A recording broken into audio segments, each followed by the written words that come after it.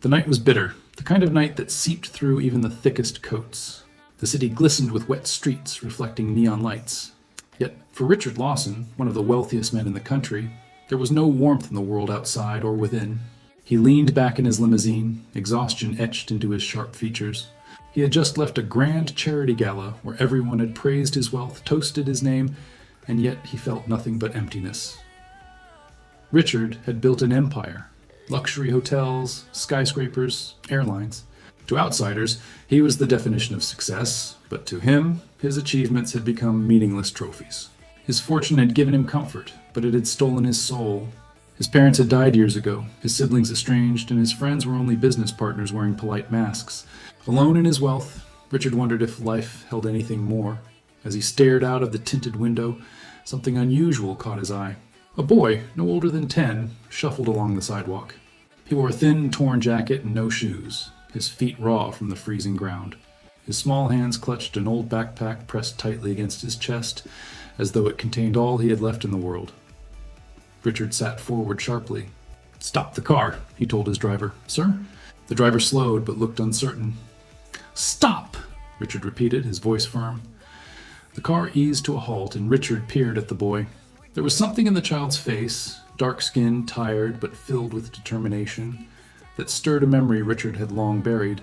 It reminded him of nights from his own childhood when he had gone to bed hungry, when his parents had struggled to pay rent, when life had been a battle for survival.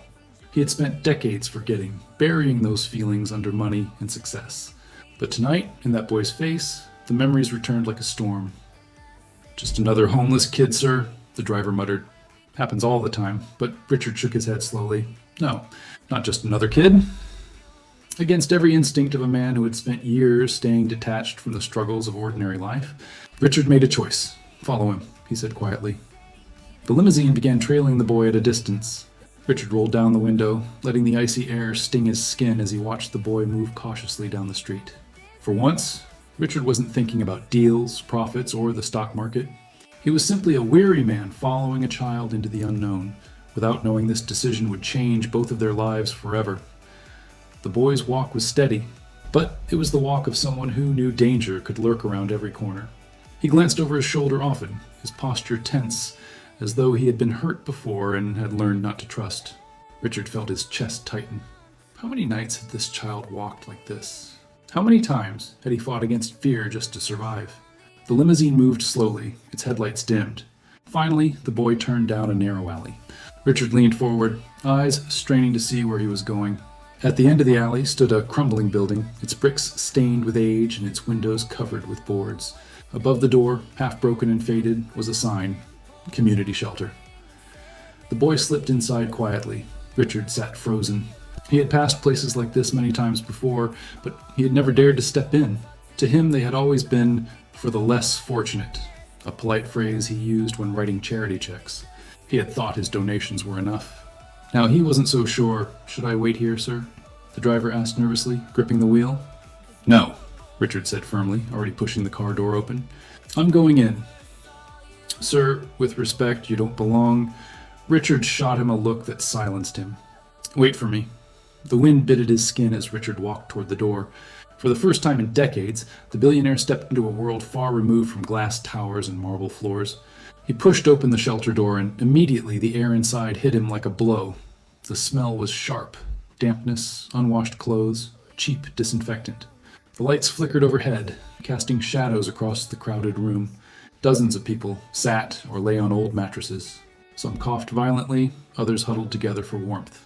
Children clutched toys, missing limbs, or sat quietly in their mother's arms, too weak even to cry. Volunteers moved among them, serving bowls of thin soup. And there, in the corner, was the boy. He had taken a seat on the floor, unzipped his worn backpack, and carefully pulled out 2 items.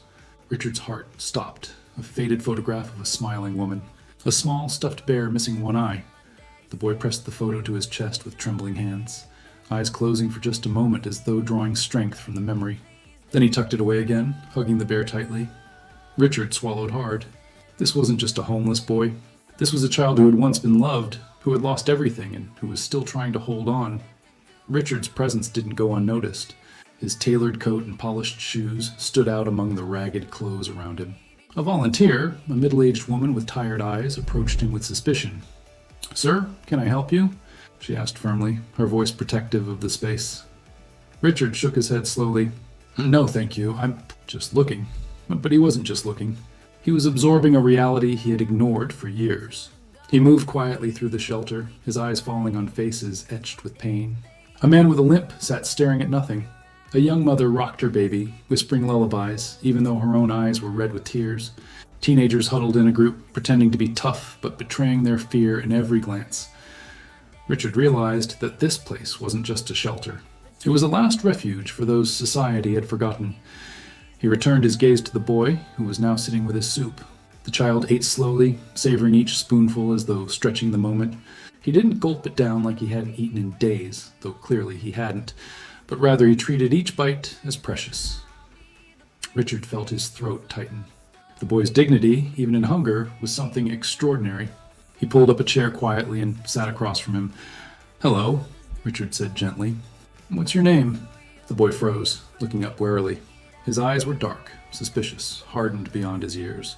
"Malik," he whispered. "Do you live here, Malik?" Richard asked. The boy nodded. His lips trembled before he spoke again. "Since my mom got sick, she didn't make it." His small fingers clutched the stuffed bear tighter.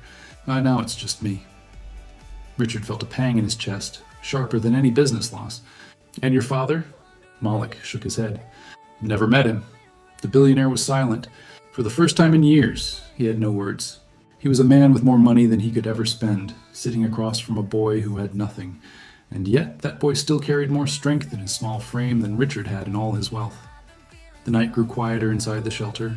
Most of the children had curled up on thin mattresses, clutching their belongings like lifelines. Volunteers whispered as they cleaned up the last trays of soup. Richard remained seated across from Malik, studying the boy's fragile frame.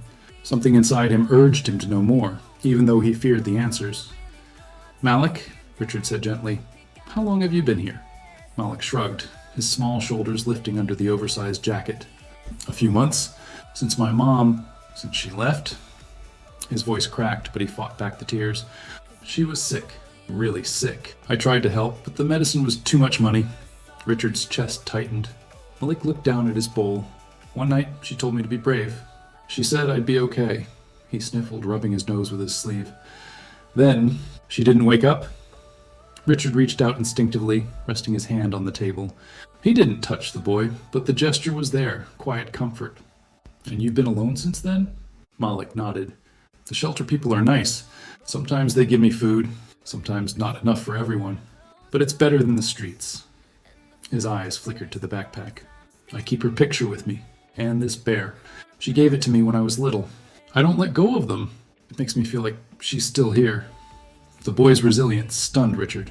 He had sat across from CEOs and politicians, men who wielded power and influence, yet none of them possessed the quiet strength this child carried in his heart. For a long time, Richard didn't speak. He simply listened as Malik described how he wandered the city during the day, sometimes picking up bottles to earn coins, sometimes peeking into schoolyards just to watch the other kids laugh and learn. "I wish I could go too," Malik whispered. I don't belong anywhere." Those words pierced Richard like a blade. He, too, knew what it was to feel like he didn't belong, even in a room full of wealth.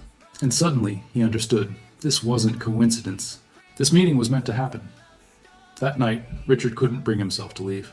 He stayed in the shelter, sitting quietly as Malik drifted to sleep on a thin mattress with his bear clutched tightly in his arms. The boy's small chest rose and fell with each steady breath.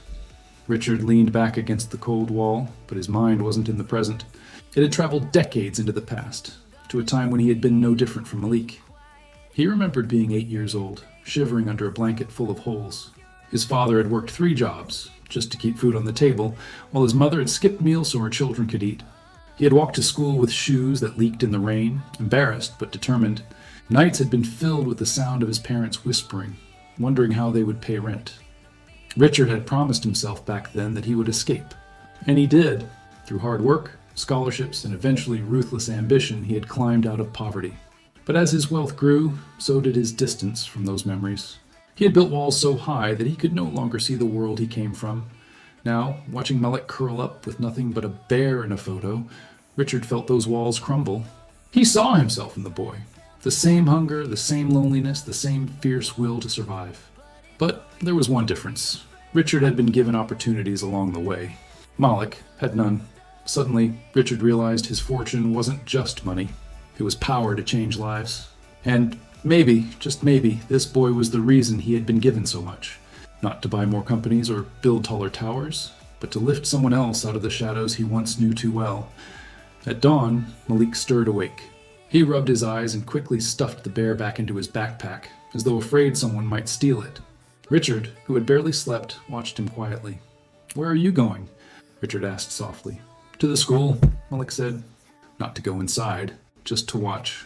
Sometimes the teachers let me sit by the fence." Richard followed him again, this time on foot.